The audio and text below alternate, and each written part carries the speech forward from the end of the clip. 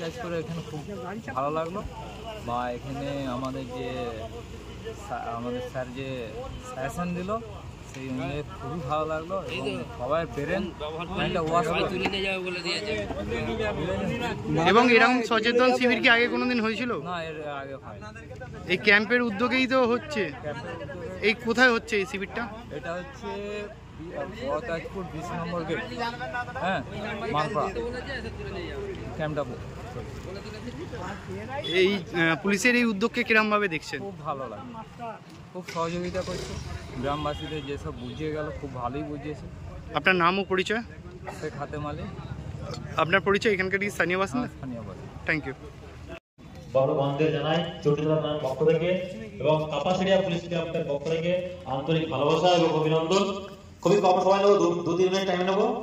Main কথায় আসি, এখনকার দিনে আমরা অনেকে জানি না, এই যে আমাদের কাছে ফোন, সবার কাছে ফোন আছে, এই ফোন যেমন ভালো তেমনি খারাপ। আমরা কি করি, ভালো কাজে কেউ ব্যবহার করি না, সবসময় গেম খেলি, টাইম পাস করি, ইউটিউব দেখি, টিকটক দেখি। কি হয়, এতে কি হচ্ছে, আঙুলটা ব্যায়াম হচ্ছে, এই বুড়ো আঙুলটা, তাই তো? এছাড়া আমার চোখের ক্ষতি হয়ে যাচ্ছে, শরীরের ক্ষতি হচ্ছে, আর ম্যাক্সিমাম কি ক্ষতি হচ্ছে, বাচ্চা বাচ্চা ছেলে স্পন্ডিলাইটিস হচ্ছে। মাথা নিচের দিক দিয়ে কি হতে পারে, কাঁধের ব্যথা হবে, চোখের দৃষ্টি ক্ষয় হবে। শুধু একটা বলছে আঙ্গুলটার একটা ইয়ে হচ্ছে, বারবার এক্সারসাইজ। পাঁচ জিনিস খুব একটা বাজে না। একটা কথা মনে রাখবে, কাজের কথা, কারোর বাড়িতে যদি পুরোনো ফোন থাকে, কারোর বাড়িতে পুরোনো ফোন থাকলে সেই ফোন তখন বিক্রি করতে নেই। তুমি ভেঙে ফেলে দাও, পুড়িয়ে ফেলো, ঠিক আছে, কিন্তু এই ফোন কাপড় দেবে না। এই ফোনের মধ্যে যদি কোনো ফটো তোলা থাকে, দেখা গেল আমার একটা ফটো তোলা আছে, কিংবা আমার একটা ব্যাংকের বইয়ের ফটো তোলা আছে, আমার একটা আধার কার্ডের ফটো তোলা আছে, এই ফোনটা আছে, অনেক কিছু ডেটা আছে এর মধ্যে। এই ফোনটা আমি পরবর্তীকালে বিক্রি করি, আমি যদি ডিলিটও করে দিই, তারপরে এর মধ্যে থাকে।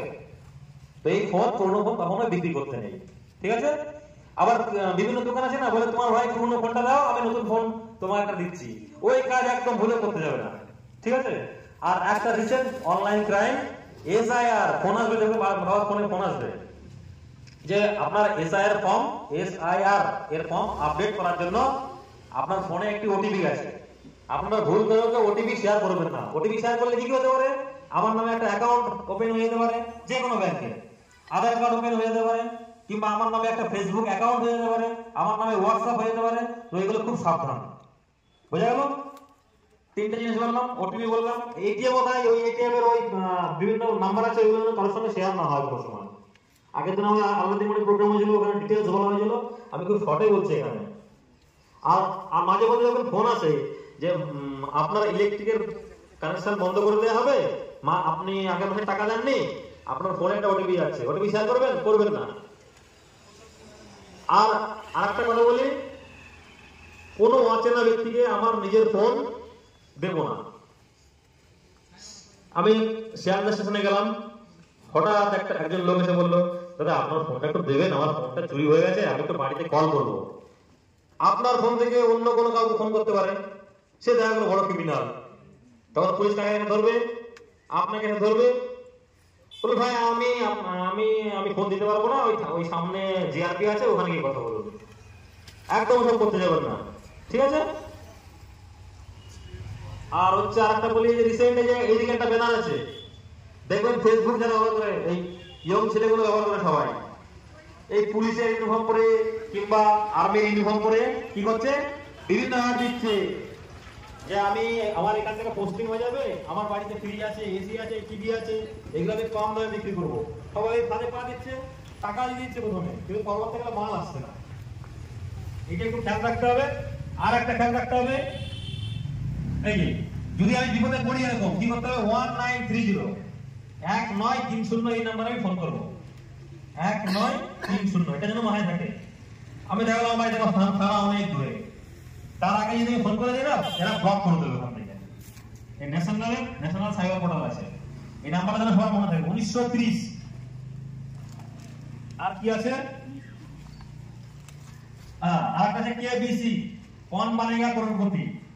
ফোন করবে, আপনার লটারি লেগেছে 1 কোটি টাকা, আপনি কি নিতে ইচ্ছুক?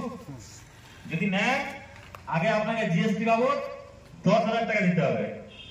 10,000 টাকা দিলে আমি 1 কোটি টাকা পাই, কে দেবে না? সবাই দেবে। কিন্তু ওটা ভাই বলবে ভাই তোমার ফোনে একটা ওটিপি আছে, তোমার 10,000 টাকা তোমাকে দিয়ে দেবে, ওটিপি ঠিক আছে, ওই ওটিপি শেয়ার করো। ওটিপি শেয়ার করলে কি তোমার নামে অ্যাকাউন্ট হয়ে যাবে, তুমি টেরও হবে না, ওই অ্যাকাউন্ট অন্য লোক ব্যবহার করবে, ওই অ্যাকাউন্টে অনেক লেনদেন হবে, পুলিশ টাকা ধরবে, ইনকাম ট্যাক্স অফিসার তোমাকে ধরবে এসে। বুঝা গেল? এবার লাস্ট একটা বলছি শর্ট। স্কুলে অনেক স্কুলের হেডমাস্টার পর্যন্ত ফেসে গেছে, বয়স্ক লোক ফেসে গেছে, ডাক্তার ফেসে গেছে।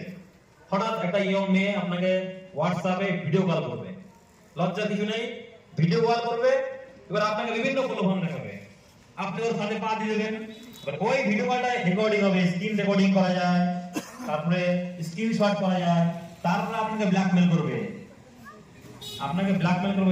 যে আমার সঙ্গে ভিডিও কল করেছো, আমাকে এত টাকা দাও, টাকা না দিলে এই ফটো বা ভিডিও আমি আপলোড করে দেবো, তোমার বাড়ির লোক সবাই দেখবে।